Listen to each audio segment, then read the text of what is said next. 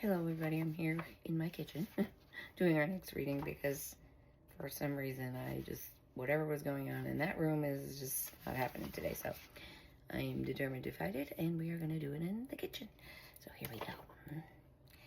Friday of the second week of Lent, Genesis 37 verses 3 to 4, 12 to 13, 17 to 28, Psalm 105, 18 to 21, Matthew 21 verses 33 to 43 and 45 to 46.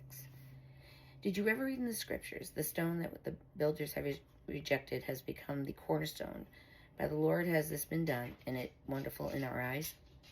Matthew 21, verse 42. The first reading from Genesis recounts the powerful story of Jesus, who was rejected by his brothers, yet later became the very person who saved their lives during a devastating famine. In the Gospel of Matthew, the focus shifts to the ultimate rejection. Jesus, who was spurned by his own people, yet went on to save humankind from eternal damnation. Both Joseph and Jesus were like stones rejected by the builders, but in both cases, God the Father used the evil intended against them to bring about something profoundly good.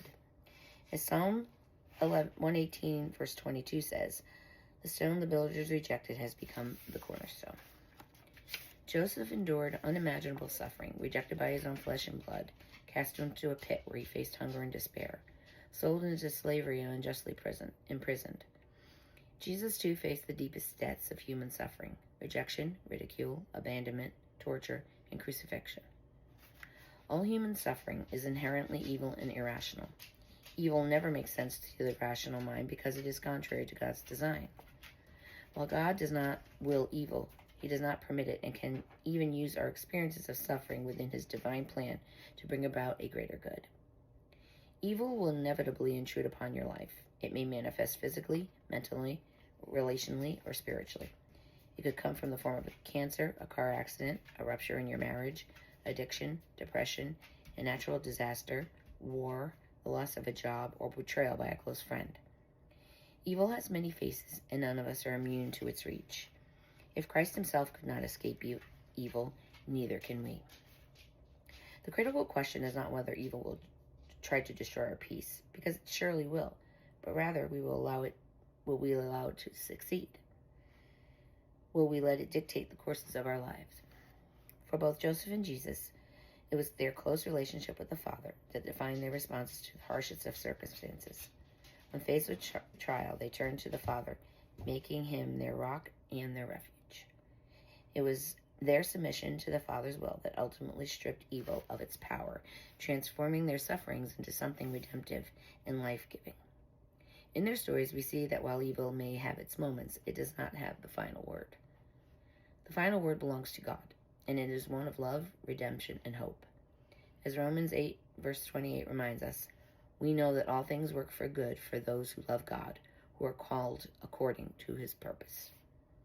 As we face our own trials, we are invited to follow the example of Joseph and Jesus, to cling to the Father and to trust that he can bring out even us out of the darkest situations. Let us remember that our suffering, when surrendered to God, can be transformed into something that not only strengthens us, but also blesses others. Even when we try to shake our peace with God as our foundation, it can never take it away. With God, there is always hope, and in his hands, even our greatest trials can be turned into triumph. Lenten reflection. Recall instances in your own life when evil, suffering could have destroyed you. How did your faith in Jesus help you not to survive, but to be victorious? How did God work to bring good from evil into your life? And that is our Lenten reading for today. I think that pretty much says everything. Anything more than I could possibly even think to say. So I pray that you all have a beautiful day today.